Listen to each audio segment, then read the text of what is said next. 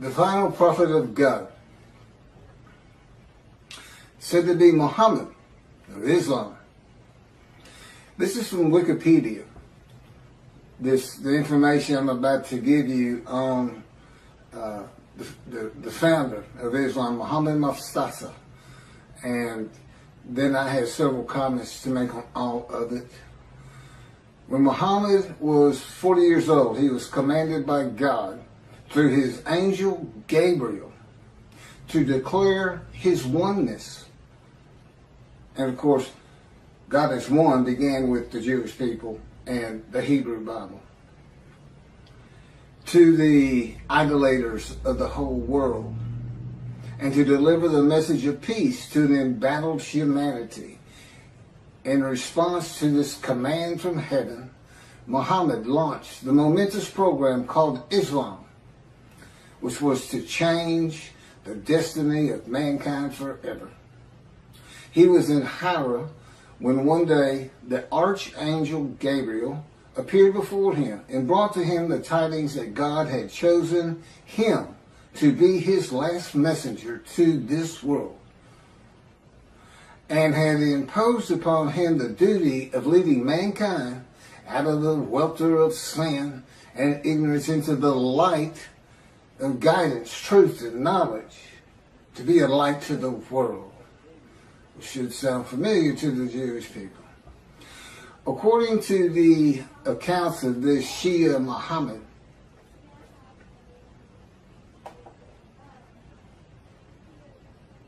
well, I'm working on this. Again, I'm just getting started on all this. And I have a computer in front of me because my cell phone is not responding correctly this morning, and the Lord wants me to get this done. And, Gabriel's not an angel. Clearly, they plagiarized the Hebrew Bible and put into their own cultural laws and norms and what they consider morality. And of course, Christianity is based around a story. Just that, a story. They call it the greatest story ever told. I agree. It's a great story. Billions of people have been deceived into believing it. Now, I can understand the people of antiquity believing it, but the people today believing it,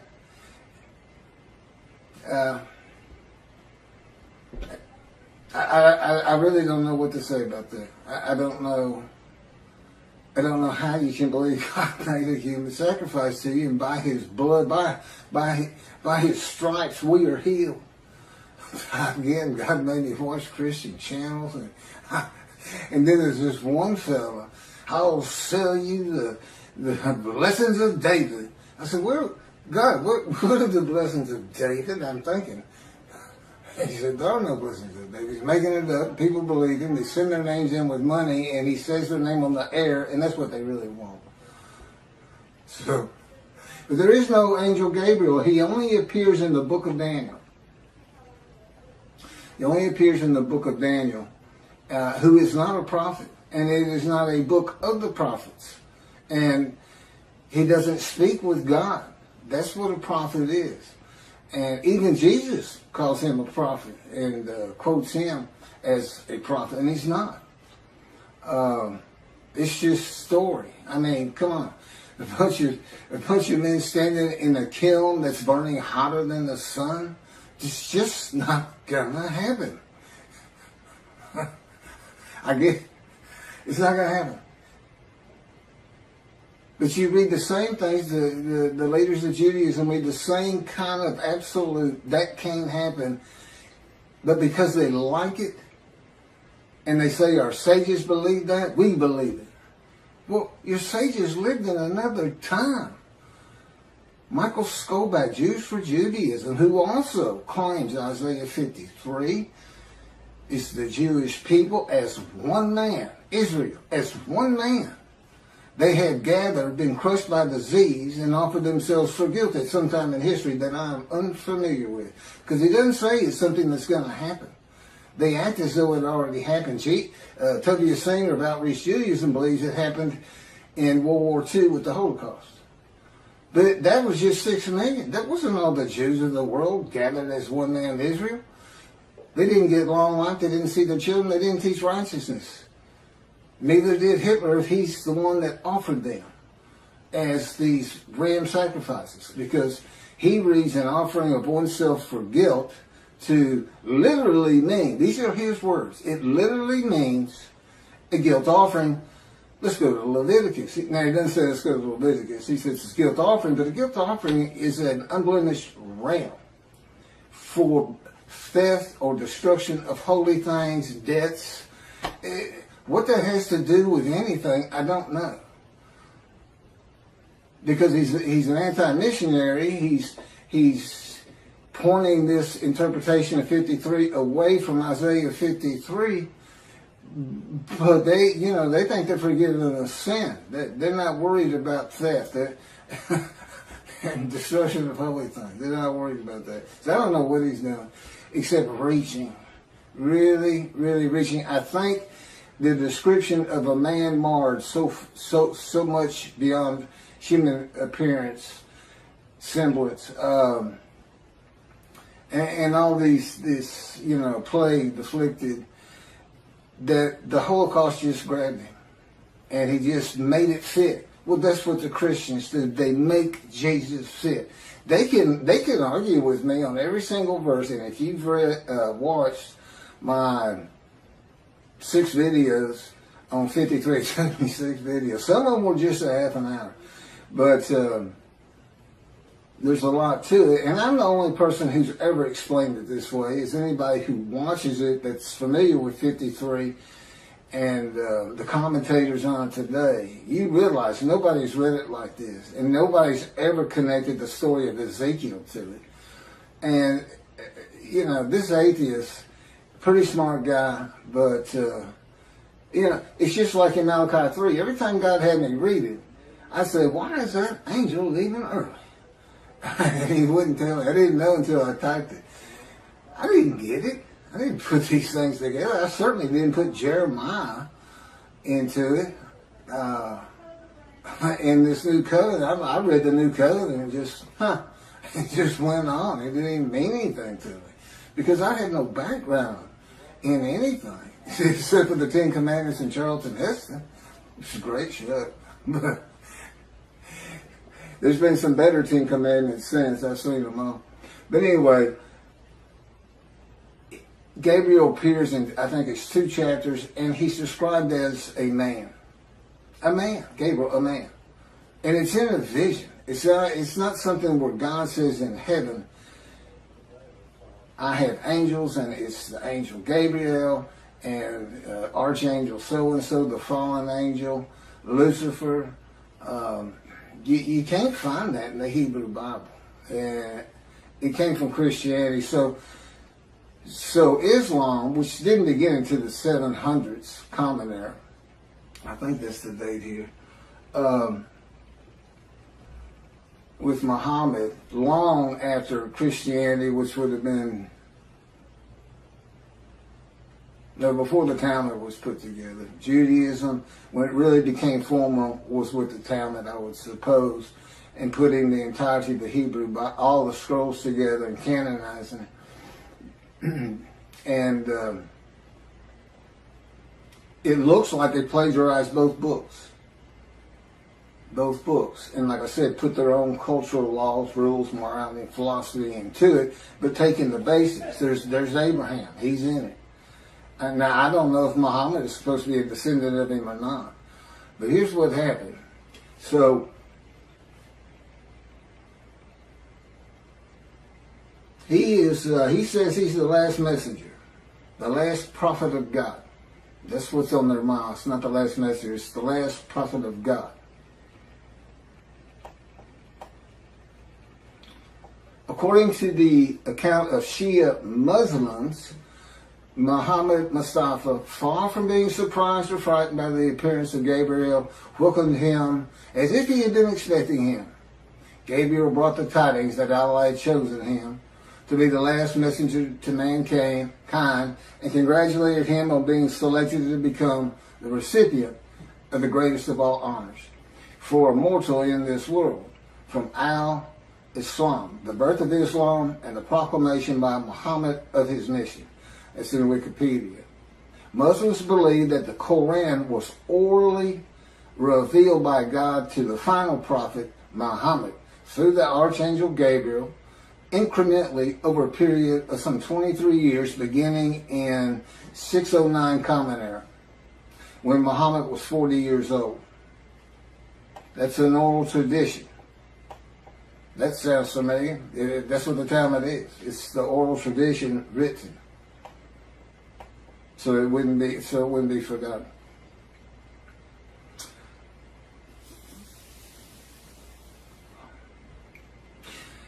The year, and then he died in 632 Common Era. Muslims regard the Quran as Muhammad's most important miracle. He worked miracles like Jesus did. You know, he could bring tidal waves with fish to feed the multitudes. And Jesus fed 5,000 with 2 loaves and 5 fish, or 2 fish and 5 loaves, something like that. Fed 5,000 people. And a proof, his book, the Quran, a proof that he was a prophet, that God spoke to him through Gabriel, the angel. And this Quran was the culmination of a series of divine messages, starting with those revealed in Adam and Eve, and ending with Muhammad. According to tradition, several of Muhammad's companions served as scribes and recorded the revelations. Shortly after his death, the Quran was compiled by the companions who had written down or memorized parts of it. That's from Quran in Wikipedia.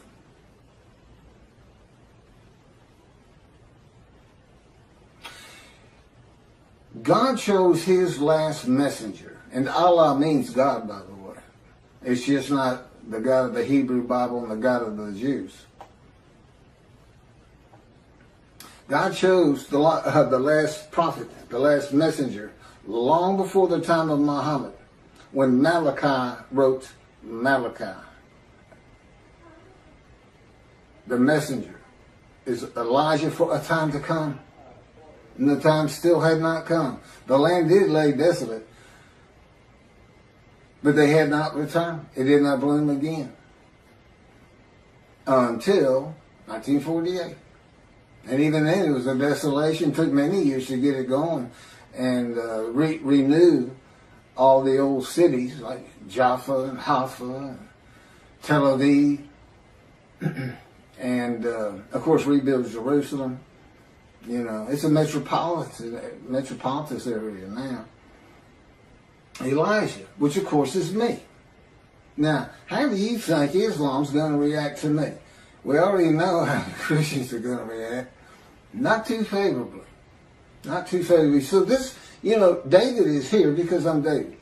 David is here. I am the Moshiach. I am anointed, which means the man of Isaiah 53 is anointed. And the anointment is the alighting of God's Spirit on me. That's how I know I'm the man of chapter 11, verses 1 and 2. Because there is no question that the Spirit and God are within me.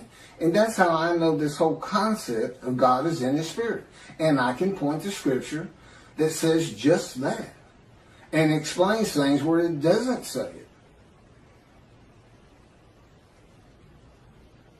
Now they believe Muhammad to be a prophet because of his book. I've got 2 books God dictated to me with all this information. This is chapter 49 of Isaiah 53 in the day of the Lord. See, it's not just about Isaiah 53. Now the last chapter is the day of the Lord, and I'm going to do that probably on a separate video. I may make this another 2 half-hour recordings. All my camera will take.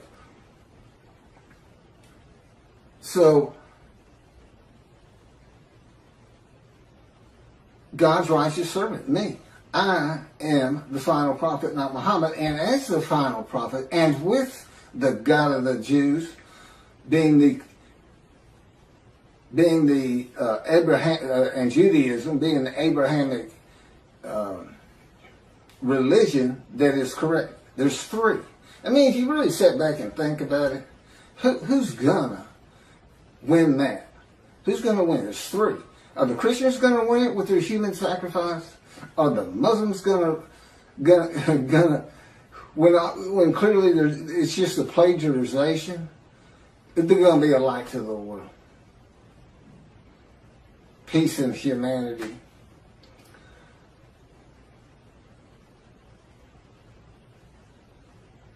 And they got there by stealing somebody else's book. They took the book of the children of God also. The Christians attached it. At least they didn't attach it to the Koran. You know, I mean, that's a plus in their favor, I suppose. I'm going to go ahead and start into chapter 50.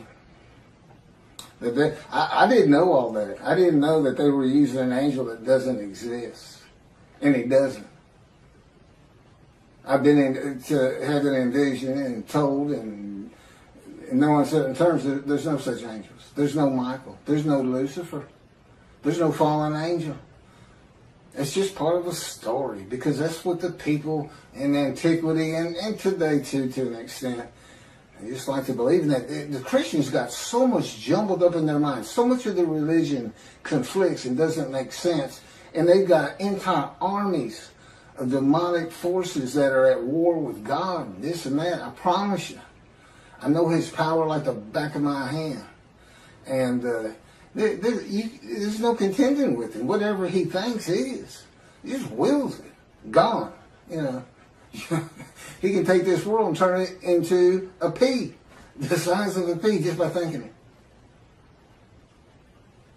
He set off the Big Bang. That's how Genesis starts out. He divides light from dark and this and that. Yeah. We're the dark. And the division is the platform of heaven. And we know we're in the dark because he had to put suns in there for us.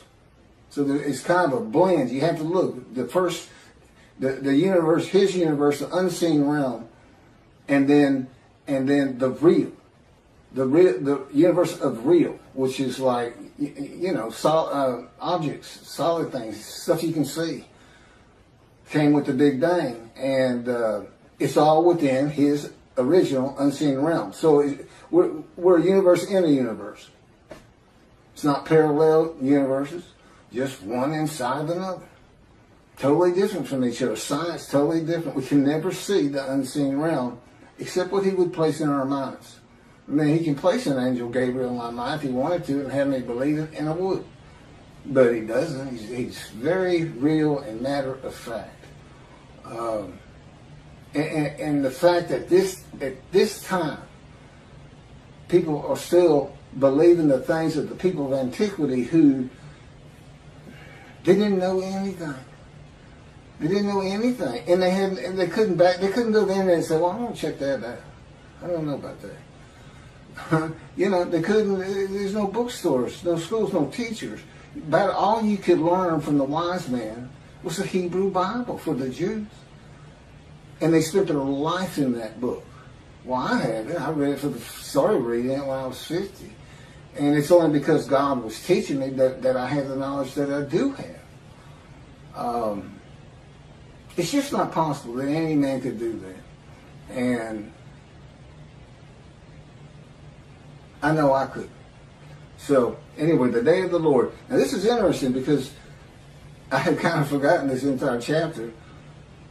The term day of the Lord appears in the books of Isaiah, Ezekiel, Zechariah, Amos, Obadiah, Zephaniah, and finally, in the last book of the prophets, Malachi. In Ezekiel and Zechariah, the day of the Lord is said to be only against the nations, and in Obadiah against Edom and Esau, Christianity, and the nations. If you see Edom and Esau, it's Christianity. That's just Judaism. If you're going to take their book, take all of it. Take the oral tradition with it, Christians. They go together. The prophets warn that the day of the Lord is near. But it is not the end of the world. Now this is true of the Essenes too. The sect of Jews who wrote the Dead Sea Scrolls. But and with the same concept, evil's going to be gone, but the good stays.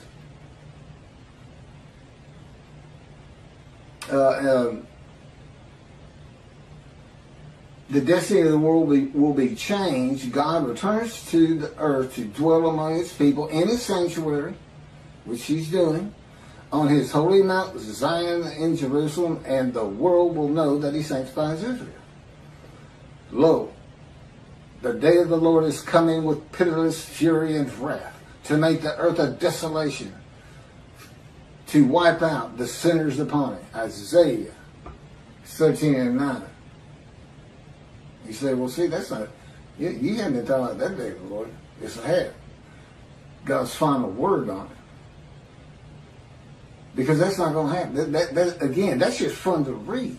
It scares people. And, whoa, war's coming kind of a thing. For a day is near, a day of the Lord is near. It will be a day of cloud, an hour of invading nations. A sword shall pierce Egypt, and Nubia shall be seized with trembling. When men fall slain in Egypt, and her wealth is seized, and her foundations are overthrown. Nubia, Put, and Lud. These are names for for territories that are pre-biblical for the most. They're pre-Abraham. The Hebrew. And all the mixed populations in Cub and the inhabitants of the allied countries shall fall by the sword with them. Ezekiel. Ezekiel has an account of all the tribes returning to the promised land, and they all go individually back to the lots of their ancestry. Do you know how many? It is impossible to determine that. Rambam says, I can do it. I can tell him that, can't he? He says, I do it by a spirit, and has no concept whatsoever that God is in his spirit. That the spirit that alights upon me is one of being able to determine your ancestry all the way back to the partitioning of the promised land, and to the tribe you should belong to, that you have the most blood of. Okay. Sounds great, Ezekiel. I'm sure people will love it, but not going to happen. Not going to happen today. That's for sure. Yeah, David's here. The peace in the world. I'm here. It's just about undeniable. This is like 100 times more proof than Moses had. You know, nobody even knew he was writing the Torah. I'm sure nobody knew. And if they did know, they didn't care. And the fact that God was telling them, they may have believed, they may not have. Many of them would ask him, how do we know you're talking to God? Today he'd say, well, read this. It's called Leviticus. You think I woke up and wrote God's laws without him telling me what to do? Because I thought that's what he was telling me? That's the Christians. I'm getting the word from the Word. For some reason, they call Jesus the Word before he came into body. So they get a word from the Word. The word, I think, means God. I'm not sure. But everyone who invokes the name of the Lord shall escape, for there shall be a remnant on Mount Zion and in Jerusalem, as the Lord promised. Anyone who invokes the Lord will be among the survivors. That's from Job. For I have noted how many of your crimes and how countless your sins, you enemies of the righteous, you takers of bribes, you who subvert in the gate the cause of the needy. Surely, at such a time, the prudent man keeps silent, for it is an evil time. Seek good and not evil, that you may live, and that the Lord, the God of hosts, may truly be with you, as you think, hate evil.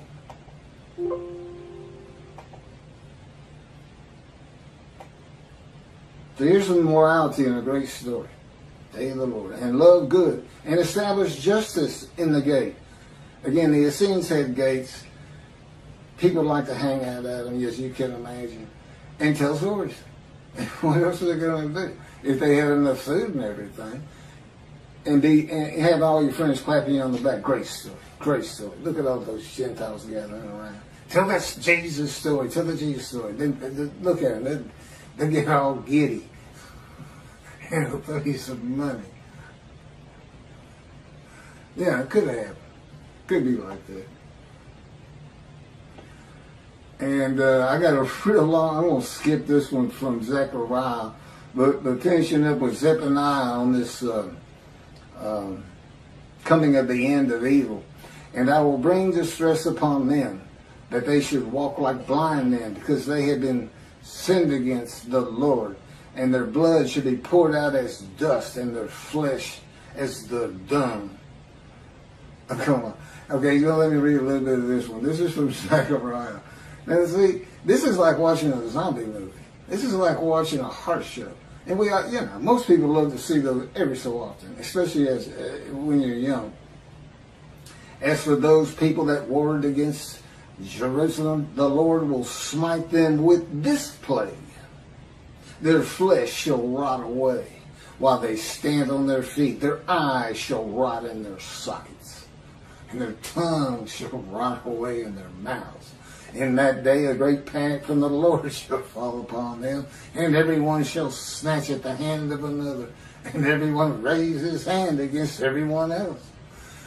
Judah shall join the fighting in Jerusalem. The same plague shall strike the horses, the mules, the camels, and the asses. The plague shall affect all the animals in those camps. And on and on.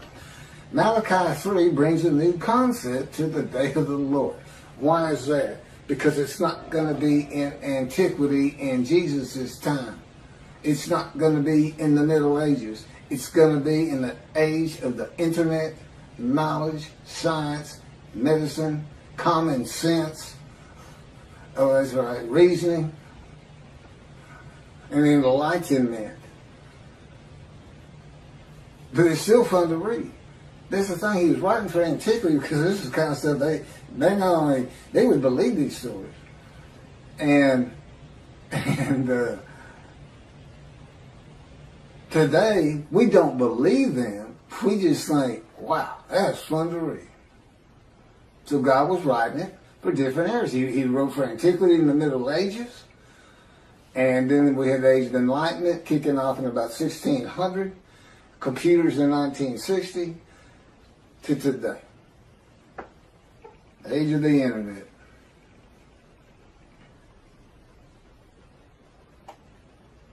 So what new concept in the day of the Lord does Malachi bring? It's God's final word on the day that he's preparing, where the new covenant is delivered.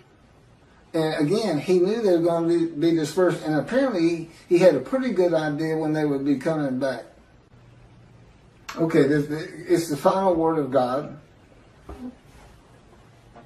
not only on the day of the Lord, but with the new covenant. What's he saying? What's really happening? Get away from all these fun stories. He's coming with a covenant of friendship. He says you're going to be safe from now on. The nations of the world is going to know I sanctified the Jews, that the Jews were correct about the Abrahamic religions.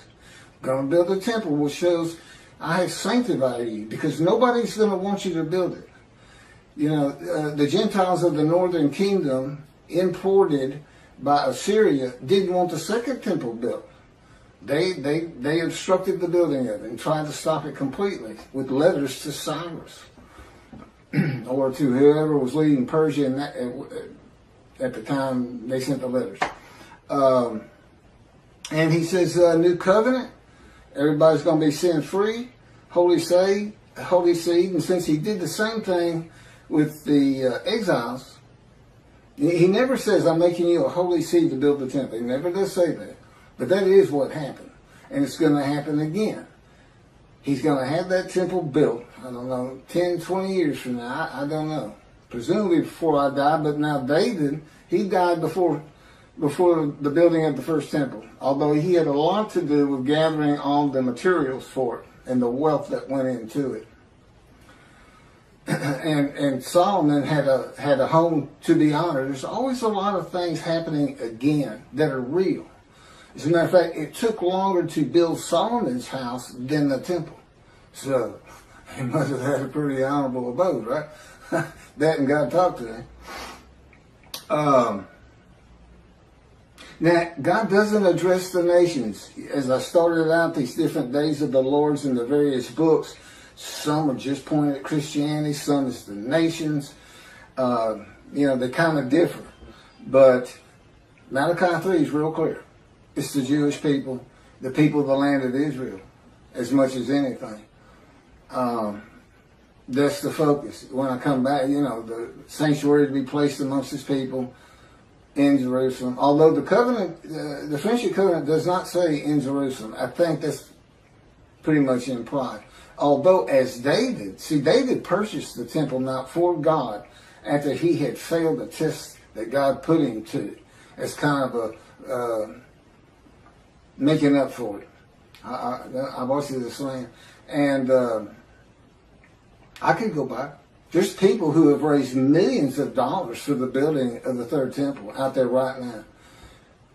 Just on the belief it will happen. God will come.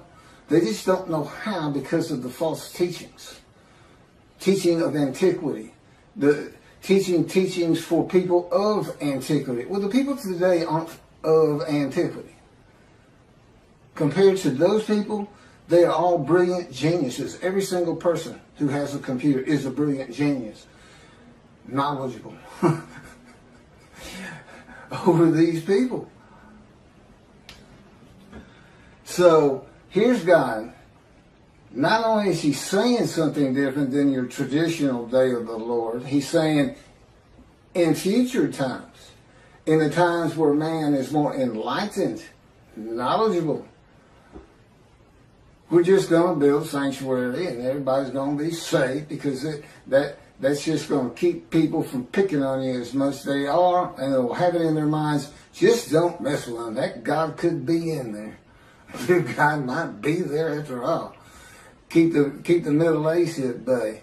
And of course, when I die, that's not to say God's not going to continue on as he did with Solomon, with Elijah. That was followed up by Elisha. The Davidic dynasty was supposed to continue the line of David, but I don't believe there's anything his covenant does. Well, my son's a great guy, and God says, would you want me to put him through that? What you've been through? And I thought about it. I said, that'd be good for him. I mean, I wouldn't wish that pain on anybody. But it changes to so much for the good. And you can't really feel another person's pain. I know that pain. I still live in it. You can't imagine what happened to me just 2 months ago. Oh, I can't. I'm not allowed to tell you, and I wouldn't tell you. But it was brutal. It went from. I had my top 5 things that he's done to me, and it moved up to it went by everybody to number 1. It made number 1. I hope that's the culmination of those events. So anyway, lasted about 3 months. So back to this. So it doesn't address the nations, but only Israel and its people, which is all Jews of the world. Everybody in the world is forgiven. Doesn't mean you go to heaven. Got to be in right standing. And hopefully this is going to be, all the Jews aren't coming back to the promised land, to Israel. But I think my presence, and particularly if you build the temple, and then consider this. The nation, if you think the Christians are friendly to you today, you're not going to be saying that 2 or 3 years from now. Not when you can put in their face, we told you we were right. Because that's what they're always telling you. You don't even know how to read your own Bible. That's Jesus. That 53 is Jesus. And you got all the arguments that I'm putting before you. By the way, this Isaiah 53 in the day of the Lord, every single one of the 50 chapters is summarized in a paragraph. A few of them 2 paragraphs. as an addendum. If nothing else, you stop it. It's like 6 pages. I don't know how many pages. It might be more than that. Okay, it might be a lot more than that. But anyway, if you're in a bookstore, just flip to the back, read the addendum, and just see all the different things that are addressed that really aren't Isaiah 53. The first 20 chapters are kind of like, you need to have this knowledge. You need to know about angels and God and his angel. And a lot of I've kind of broached, but moving on. God says, of course, you've heard this, behold, I'm sending my messengers to clear the way before me, to build the temple, and the Lord whom you seek shall come to his temple suddenly. The messenger is Elijah in verse 23.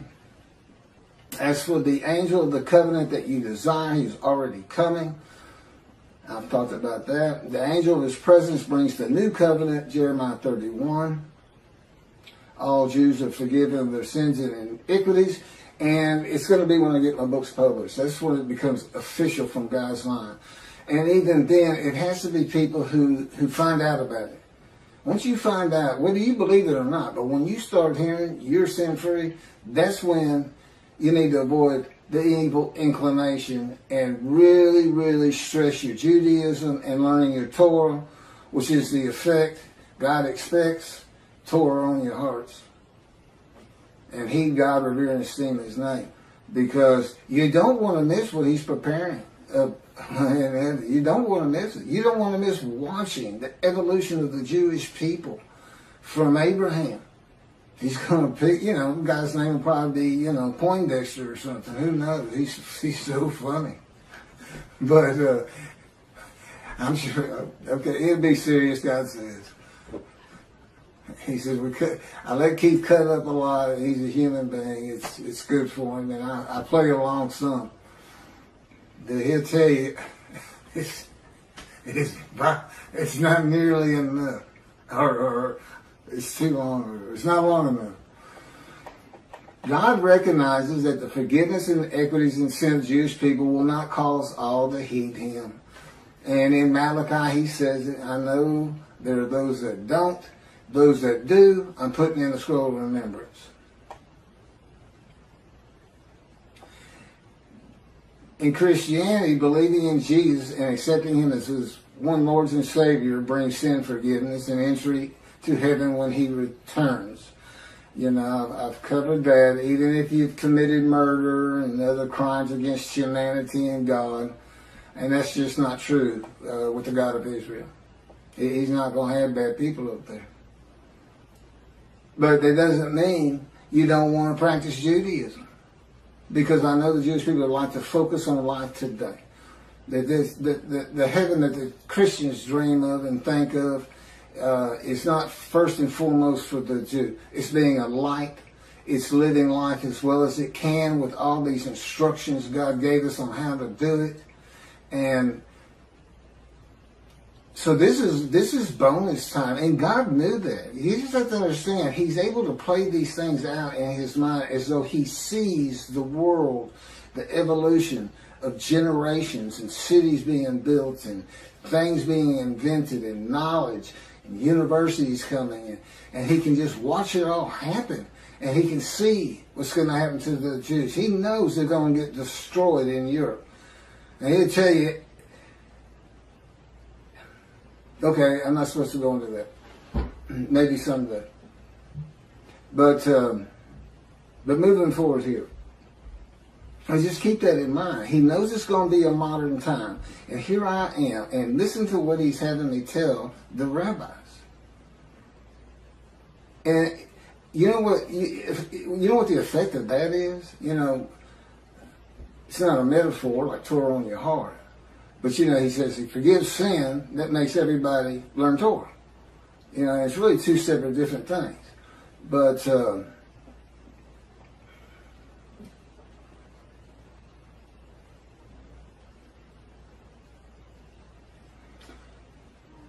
anyway, God knew in modern times of secularism and reliance on science, medicine, and technology that his righteous servant might not be recognized.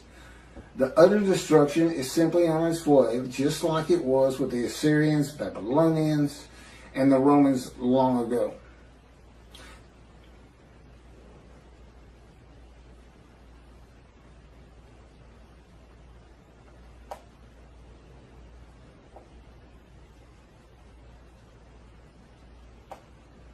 There's no mention in Malachi 3 of the destruction of the nations, as it is in some of the books and chapters and verses that I just read at the beginning of this video, or at least on the day of the Lord. It is implied there will be destruction in the land of Israel, because God says, if He doesn't do it, when I come, it will be with utter destruction, as though there's going to be some, and there would be, to take the Temple Mount. It would have to be something like the 6-day war. I don't think Israel would ever just storm it and say, well, that's it, we're just tired of it. Just gotta go. And unless there's some heinous act done, like a nuclear suitcase bomb, where they finally say, that's it. Only Jews in this land, and we don't care what it takes. That's what they did to us. They just threw us out. Took everything we owned, took our bank accounts, took our houses, took everything, just said go. We had to walk to the promised land.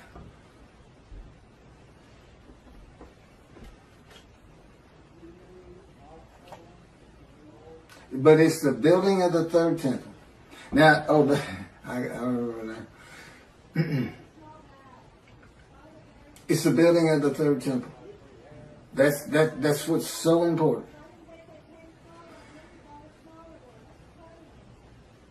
Defeating the enemies of the nations that come against Israel, and the sanctification of Israel as a land and people blessed by God with His presence in His sanctuary, is how utter destruction is avoided in the awesome, fearful day of the Lord. So it's the exact opposite. He's not coming to destroy evil. He's coming to safeguard the Jewish people, so we don't see a Holocaust again. Basically, that's what He's telling you. If the land were destroyed today by nuclear bombs from Iran, 10,000 missiles launched at the same time from Lebanon, and don't care, the sling of David, their protective system to bring down rockets is never going to be able to stop that. And you got 7 million Jews there. And we lost 6 million in the Holocaust. And that's such a brutal thing and brutal time. I still have a hard time understanding how we've already advanced so far, as awful as things are even today, from that. Well, people could, the Nazis, they singled out children. That was their favorite kill. If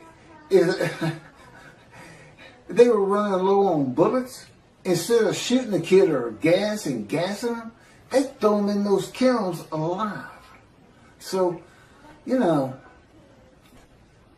that's just, and it's a people. It's not some madman. It's not Dahmer. It's not just one crazy person out there. It was an entire country, and it wasn't just there. Russia was doing the same thing. They were hauling them out of their houses, making them dig ditches, and just going down. Family members, father, son, kids, or kids first, boom, throw them in there. Whole blocks, whole neighborhoods.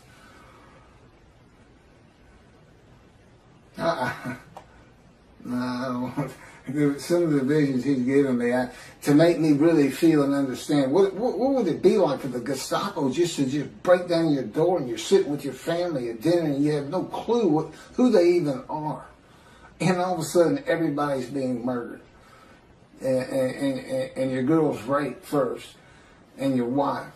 I mean, and he put me into it's, we can think about it and be horrified.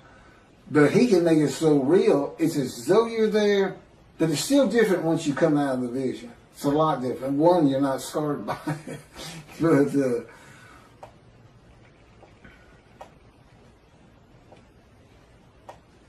I have a lot of things that's just about it for the day of the Lord that I have. This man in divine being, host of the Lord's host, it's one God. It's the oneness of God. Of Israel, one angel, and it's the angel of His presence, who doesn't have an angelic body. and he's in and one man, the Moshiach, the anointed one. And the anointment is the spirit of lighting and answering you. That's the anointment. There's no oil as in our world of the, I call it the real, and God's world, the unseen realm, which is a universe inside a universe, and he's responsible for this one. You know, he made a division of the heavenly bright white lights, you can't even see in it. That he kind of shows me in visions when we're dealing with David in the temple. It's not the same temple that's on the ground here. It's different, but still the temple, still got the walls. There's a lot of similarities, but in one vast room, it's that bright white light, and in the other is the king's throne and water coming out and flowing down the steps out front. And so here he is in a future time. See, your time is coming in the future, in the year. He didn't say in the year 2020 or anything like that. But again, he knew exactly what was going to do. He knew to come to me in 1957 or select me when the first satellite was launched into the air by Russia, Sputnik. And he said that's when he touched my arm and disfigured me. He really won't. You know, you say, well, how can you not trust him or not believe him or this or that? Because I'm in the fire of refinement. Lying to me is just part of it. And he finds it so humorous to make me think I'm coming out of this thing. And I thought it 11 years ago. I thought we were done with all the pain and shenanigans and adventures with Christianity. So Christianity knows you're here. I said, no, who's here? You're the man Jesus claimed to be. Isn't that funny? Jesus says in the New Testament to his people, to his 12 at least, do not listen to those who come in my name. Which is kind of funny because if he comes, he said, I'm Jesus, then I'm supposed to listen to him. But the fact is, he came in my name. He came as a teacher of righteousness. He came as the man of Isaiah 53. He came in my name, and that's given me all kinds of trouble to get this thing going, to do what I have to do for God, to keep utter destruction from Israel, and to save the Jewish people. I've got these Christians who believe in human sacrifice. I got these rabbis who believe a man of 100 years is suddenly going to be thought a child, and every single human being, every Chinese, every Korean, every Eskimo, every one of them suddenly are going to go, the Jews have been right all along. We need to exalt them. Let's take our stuff and give it to them and till their land for them. And look, there's no pain anymore. It's like I died. The Messianic era is a heaven on earth. That's what antiquity believed in, and the resurrection.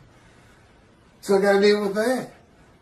Aren't they supposed to be protectors of the Jewish people? Follow God's laws, have better lives, morality. Look at, you don't just go hurt people. You don't keep people from doing what they need to get done with lies and false teachings. Oh, I'm sorry, I fell into the rabbis again. I call it a lie when you say the Jewish people gathered as one were stricken and plagued with disease as one, and as one offered themselves for guilt to God, passing the test of devotion, and that they then went out and had long lives, all saw their children, and they made the rest of the world righteous. Well, let's see you do it, Israel. Hey, rabbis, Tobiah Singer, Michael Skoback, all you people who preach Israel as the man, the Jewish people, described in Isaiah 53, I want to see you, since you want me to go build a temple as David, you want me to bring peace between the nations and throughout the earth, you want me to end pain in the individual, you want me to teach billions of Chinese how to speak Hebrew, That's what you want me to do? I want to see you make the world righteous. I'm the righteous servant, and I dedicate it, and I pass it to you. How you like that? I'm not going to let you stop me, and guess what? I got somebody behind me that you don't want to contest or contend with. Because people throughout this land are going to hear this very speech about you in Jews for Judaism and Outreach Judaism, your 900-page book, which I shudder to even think about opening, personally, because of your midrash on Isaiah 53, which you had posted on your Facebook notes, and I was one of your friends, and you said in it, share this with everybody. You gave me the right to use it as long as I don't slander you, perjure you, and guess what? God had me type in Isaiah 53 in the day of the Lord, which will become a bestseller someday. A big part of your midrash on the human sacrifice of the blemished rams by Hitler, which shows that Isaiah 53 describes the Jewish people, 6 million of them. Well, that's all I have on the day of the Lord, and doing my job of bringing the wrath and bringing the reckoning. I'm the righteous servant, I'm David, I'm Elijah, I'm the prophet like Moses. And soon to be published, a new song God had me write. And I am an eternal priest of the order of Melchizedek and King David, and a rightful king. That would be leader. It's the same song David used. It's scripture. When David wrote it, God told him, David, write this down, a Psalm of David. My Lord said to his Lord. And there we go again with Christians. They say that if it's the Lord and he's talking to the Lord, that's God of the Trinity talking to Jesus. What's the problem? One of them's capitalized and one's not. What was the other big reason? Well, just read it. It's a song about him. It's written by somebody who works for King David, a servant, something in the kingdom. He's writing of him when you read it, because he would be Lord to this man. He's a lowly servant. Yes, Lord. You know, he's a king. That's what you say. It's not Jesus. It's not meant to be Jesus. It's not what do they call it? Epiphany of Jesus? I don't know what it is. God wrote stories that have meaning that's just not right there until you know the story of Jesus. I got to end with this, since I apparently still got a little camera time. So, nothing is ever written about Jesus. Okay, nothing in Dead Sea Scrolls, nothing by them. No commotion at the gate, Essening gate with Jesus saying that, you can't say you're the righteous servant, because our founder is the righteous servant. And, no altercations noted in the New Testament. And there would have been, God tells me. It's a pretty contentious group out there. Not a lot of law abiders. But I said, I know, I had to deal with them. I think I was tough on them. Should have tried to deal with them. So, until 70. What happened in 70? The first big Jewish revolt. 500,000 Jews defeated. Battle after battle. People don't think the Jews fight. They fought for every inch of Jerusalem they could get. And then there was another revolt, and then another revolt. And they finally, it's like being in God's fire refinement. They were in the Roman fire refinement. They said, okay, that's it, let's get out of here. Thanks for the land, God, we got to go. You made everybody mad at us. We're saying we're the chosen. Whoa. So, that's when the first book, so you can see these two rabbis, trudging along through Syria and heading towards Europe. And what are we going to do for money? What are we going to do? I got kids, everything. I can't go to synagogue and make money. That's how I make my living, is teaching the Hebrew Bible. His friend says, first says it's Shlomo. that story about the Jesus. I get money every time I tell that story, especially if I change it up a little bit. Every time I tell that story, boom, I got lunch, I got dinner. I sometimes have food for the next day. They love it. They just get all. I believe, praise Jesus, falling on the ground. Holy rollers. That's where the first holy rollers came from. If you don't know what that is, look it up. He says, you got it. They love this stuff. And Slow-Mo looks at him and says, oh, you got to be kidding me. You can't put that story in the Hebrew Bible. You can't connect Moshiach to that. He comes in, rides ass in Jerusalem, and defeats Rome, and becomes king of the world. What are you talking about? We'll just change it. Maybe it was the writers who were deceitful. That it would only be because there was no Jesus. Nothing written about him. Are you kidding me? Man's walking on water, feeding everybody. The blind see, the crippled walk, dead or risen. You think he'd have probably taken the Roman leader's position from him. That's what he would have done, and just made them leave. He'd used his head instead of trying to fight them hand-to-hand combat.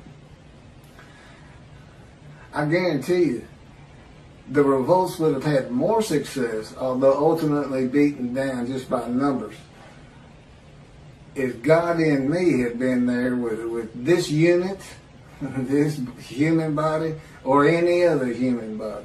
Just because he knows everything. He said, it'd be more like the Americans fighting the British, hiding in trees and bushes and stuff. So anyway, thank you. Tell anybody who's interested in Isaiah 53 that there's a new take on it. There's new explanations. And tell them it's the leper scholar. That's from the Talmud, Babylonian Talmud. There's actually, it's quoted something, Sanhedrin 9b. I'm not sure if that's in the Talmud or it just gets spoken of in the Talmud. I know the Sanhedrin, I know what they are. But I don't recall seeing anything that in the Talmud, Sanhedrin is like a special book or something, or some extra, or a section. I don't recall ever seeing that. And again, this is where, God, I'm still a human. I'm still Keith. And the way he does that is I still can't find my car keys. If I had a car. And, I'm the same old forgetful person. He keeps me forgetful. But I'm still a lot better than I was. Anyway. It was easier using my computer, but I don't know what it looks like on the video with me looking down so much. And so much today I was reading and not being able to, like Isaiah 53, it's on the tip of my tongue anytime. But I hadn't looked at these two in the